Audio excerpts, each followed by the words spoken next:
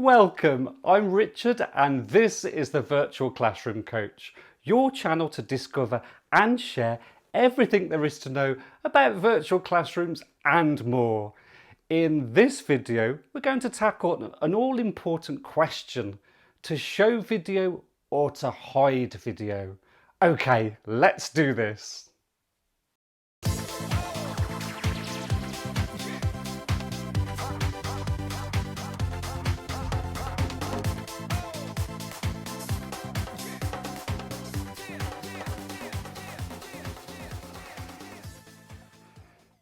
If you want to become an expert in design and delivery of live online learning, such as virtual classrooms, then press that subscribe button straight away.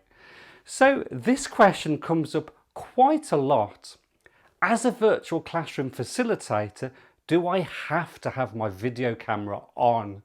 Now, some tell me they never have theirs on, and others tell me it's on without fail, bad hair day or not. So let's have a look at the pros and cons of both. So if you think about the role of a facilitator, by its very name, it's to make easy.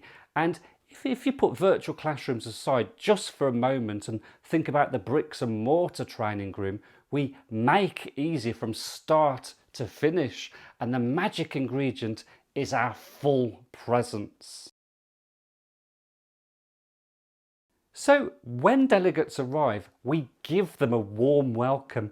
They may be stressed or anxious. They may even just not want to be there, but we employ our facilitator's toolkit through great conversation, smiles and eye contact to really warm everyone up and prepare them to move into the learning zone.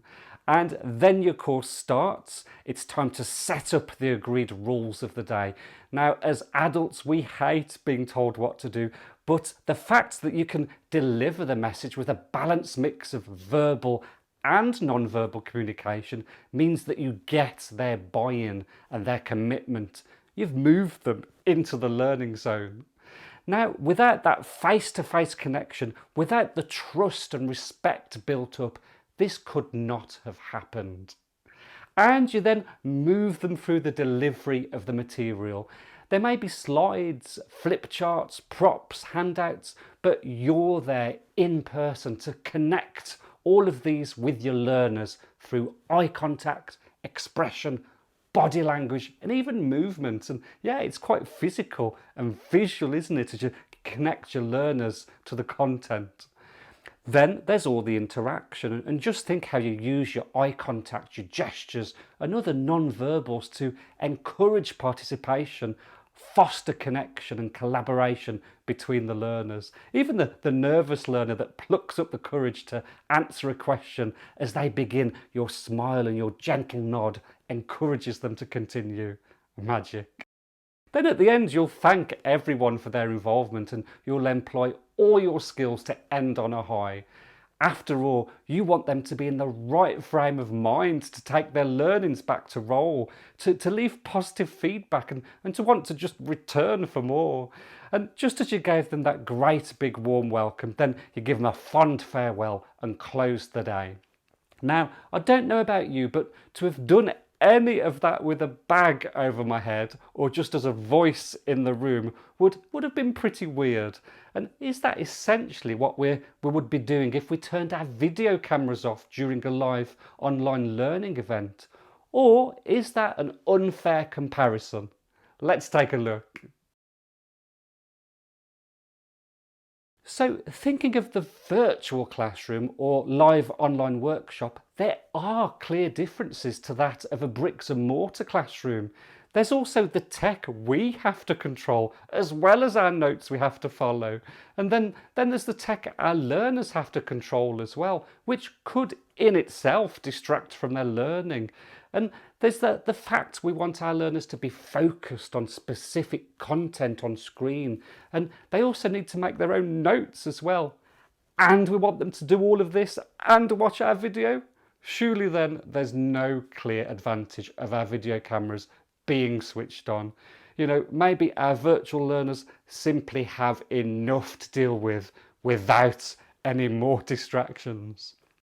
But on the other side to this is, if as facilitators we turn our video cameras off, then we're taking away the choice, because participants can, after all, choose to minimise their video, or they can choose whether to focus on the facilitator or on the other visuals moment to moment.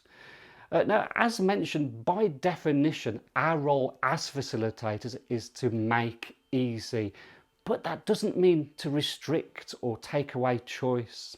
In fact, even in a bricks and mortar classroom, delegates face the same multi-sensory experience, and they have to multitask and prioritise and make decisions to suit their learning style. And we afford them that right as adults, so shouldn't we do that online as well? There's also the humanity side to all of this, that human connection. Yeah, we wouldn't put a bag over our head in a training room, so why would we turn our cameras off and take away the human connection online? But hold on a minute, the virtual classroom environment is different, and even with the video camera turned off, the online learner still has your voice. But maybe this just isn't enough for the learner who's hearing impaired. They may need our video on to lip read and just to help them jigsaw piece the whole thing together. And maybe it's just not enough for the adult learner with learning disabilities or special needs, where we should be taking a total communication approach to support their comprehension. Think of someone on the autistic spectrum or someone with other communication issues. They may need the full picture in order to really comprehend the message.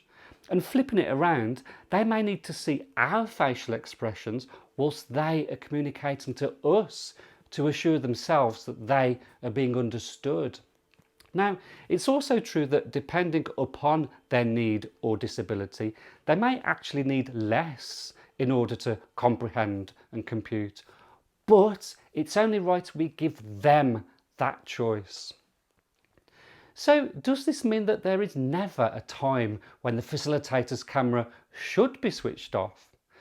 Well, for me, my mindset is that I look for reasons to keep my camera switched on. And times I personally turn it off is when it can really add no value. And that general rule of thumb is when I am not facilitating. So maybe I'm playing a full screen video, then my own video goes off. Or we're having a small break, my video goes off. But most importantly, it's temporary.